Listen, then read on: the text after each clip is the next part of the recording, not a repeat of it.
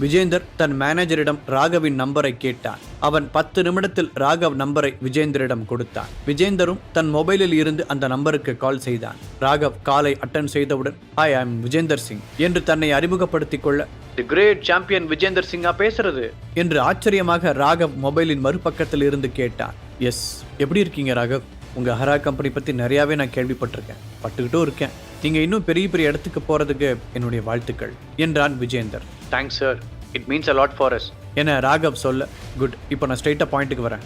ரீசெண்டாக நீங்கள் AJ company ஷேர்ஸை 60% வாங்கியிருக்கிறீங்கல்ல, அது எனக்கு வேணும்" என்று விஜேந்தர் கூற, இது ராகவிற்கு பெரும் அதிர்ச்சியாக இருந்தது. "என்ன ராகவ், பதிலே காணும்" என்று விஜேந்தர் கேட்க, "இல்லை சார், எங்களை மன்னிக்கணும், அதுக்கு வாய்ப்பில்லை." இதை கேட்டவுடனே விஜேந்தர் கடுப்பானார். "நீங்கள் யாருக்கு நோ சொல்கிறீங்கன்னு தெரியுதா ராகவ்?" என்று விஜேந்தர் கோபமாக கேட்க, "சாரி சார், எங்களால் அதை தர முடியாது.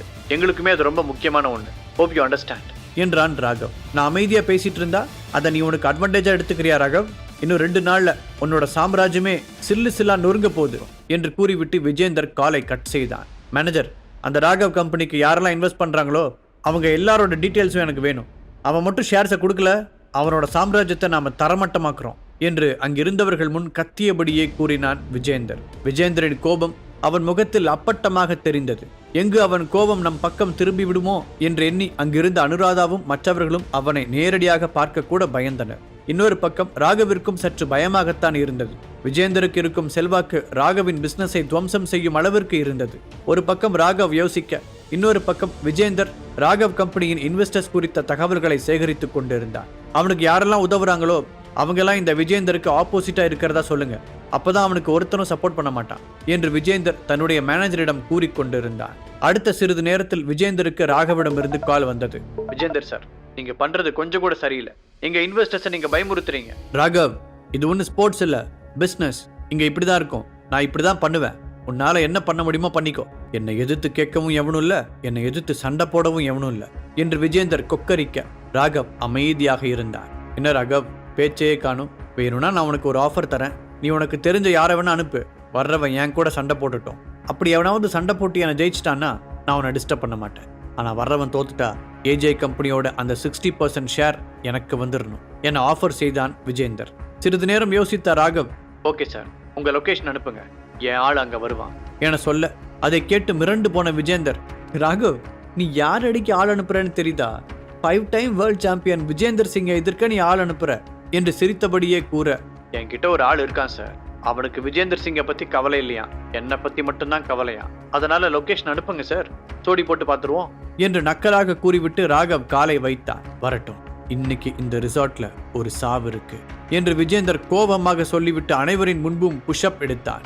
பேசிக் ஒர்க் அவுட்டுகளை செய்தான். இதையெல்லாம் அவன் செய்து கொண்டிருக்கும் போது இவர்கள் இருந்த டிஸ்கஷன் ஹாலை திறந்து ஒருவன் உள்ளே வந்தான். யாரென்று கூட பார்க்காது உள்ளே வந்தவனை ஓடி சென்று தாடையிலேயே ஒரு பஞ்ச் கொடுத்தான் விஜேந்தர். பஞ்ச் வாங்கியவன் டோர் பக்கம் சாய அவனை பார்த்து அங்கிருந்தவர்கள் எல்லோரும் அதிர்ச்சியாயினர்.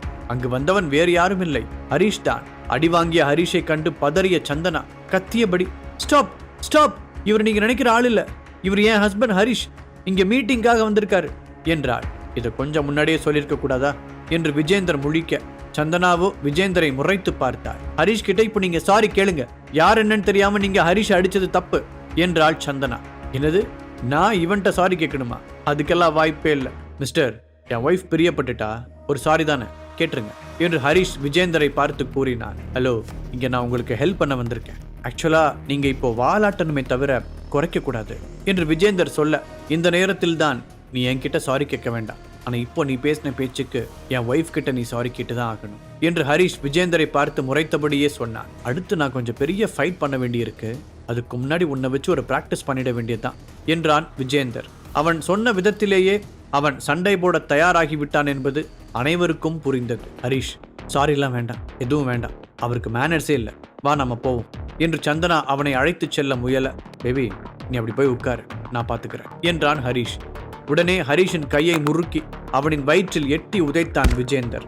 "ஹரிஷ்" என்று சந்தனா கத்த, அவளை பிடித்த திலகா, "தேவையில்லாத வேலை, இப்போ இதை பார்த்துதான் ஆகணும், வேற வழி இல்லை" என அவளை நிறுத்தினாள். "என்னால முடியாது" என்று கூறியபடி தன் மொபைலை எடுத்து கால் செய்தாள். "போலீஸ் ஸ்டேஷனா? இங்கே பிரச்சனை, கொஞ்சம் சீக்கிரம் வாங்க" என்று ரிசார்ட் அட்ரஸை சொன்னாள். இதே நேரத்தில் கீழே விழுந்து கிடந்த ஹரிஷை பார்த்த விஜேந்தர், நான் உனக்கு ஒரு சான்ஸ் தரேன், நீ எழுந்திருக்காம படுத்துக்கிட்டே இருந்தேனா உன்னை நான் விட்டுறேன் என்றார். ஹரிஷோ சிரித்தபடியே மெல்ல எழுந்தான். ஹரிஷ் உடனே எழுந்து ஓடி வந்து தன் காலால் விஜேந்தரை ஒரு கிக்கு விட விஜேந்தர் 2-3 அடிகள் பின் சென்று தடுமாறி நின்றான். ஆனால் அவன் விழவில்லை. விஜேந்தர் ஹரிஷை தொடர்ச்சியாக அடித்துக் கொண்டே இருந்தார். விஜேந்தரின் பஞ்சுகள் ஹரிஷின் மீது கடுமையான விளைவுகளை ஏற்படுத்தின. இதை பார்த்த சந்தனா, ஹரிஷ் போதும் விற்று, நீ கீழே படுத்துட்டு தோத்துட்டதா ஒத்துக்கோ என்று கண்களில் நீர் வழிய கத்தினார். ஆனாலும் ஹரிஷ் கீழே விழவில்லை. ஹரிஷின் நிலைமையை பார்த்து அங்கிருந்த சிலருக்கு பரிதாபமாகத்தான் இருந்தது. ஆனால் கார்த்திக் நடப்பதை பார்த்து மகிழ்ச்சியாக இருந்தான். ஹரிஷ் அப்படியே இரு, பிளீஸ் எழுந்திருக்காத என்று சந்தனா கண்ணீர் மல்க சொன்னாள். ஆனாலும் ஹரிஷ் மெல்ல எழுந்திருக்க முயன்றான். Harish please don't get up என்று சந்தனா அழுதபடியே கூற ஹரிஷ் கீழே இருந்தபடியே சந்தனாவை திரும்பி பார்த்தான். டோன்ட் வரி பேபி, நான் பார்த்துக்கிறேன் என்று ஹரிஷ் சொல்ல, என்னடா பேபி, இனி நான் அவளை பார்த்துக்கிறேன் பேபி மாதிரி என்று விஜேந்தர் கூற அடுத்த நொடி ஹரிஷ் தன் முஷ்டிகளை மடக்கி வேகமாக எழுந்து விஜேந்தரின் தாடையிலேயே ஓங்கி குத்தினான். இப்ப எழுந்து சண்டைக்கு வாடா, இன்னும் என்னடா பார்த்துக்கிட்டு இருக்க, எழுந்து வா. ஹரிஷ் இப்படி பேசியது அங்கிருப்பவர்களை மாபெரும் ஆச்சரியத்திற்கு தள்ளியது. அவ்வளவுதான், விஜேந்தர் இனி எழுந்திருக்க மாட்டான் என்று ஹரிஷ் நினைத்து கொண்டிருந்த நேரத்தில் அவன் மீண்டும் எழுந்து ஹரிஷை நோக்கி ஓடி வந்து எட்டி உதைக்க ஹரிஷ் மீண்டும் சுவரில் முட்டி கீழே விழுந்தான். இப்போ நான் சொல்றேன், நீ சண்டை போட எழுந்து வாடா என்று கூறியபடியே ஹரிஷின் கையை அழுத்தி மிதித்தான் விஜேந்தர். அம்மா என்று ஹரிஷ் கத்த அதை கண்டு அழுத சந்தனா, அவனை விடு என்று அலறினாள். ஓ ஹஸ்பண்ட் எழுந்திருக்க வேண்டான்னு சொல்லு,